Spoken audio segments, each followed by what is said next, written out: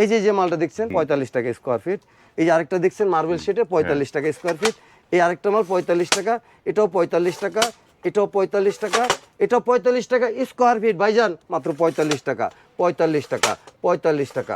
এই যে 45 টাকা, 45 টাকা স্কোয়ার ফিটের মালগুলো আপনার আমার এখানে 15 থেকে 16টা কালার আছে।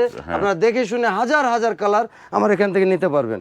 এই যে আরেকটা মাল দেখছেন এবিসি কোম্পানির, এই মালটা পাবেন আপনাদের হাই গ্লোজি।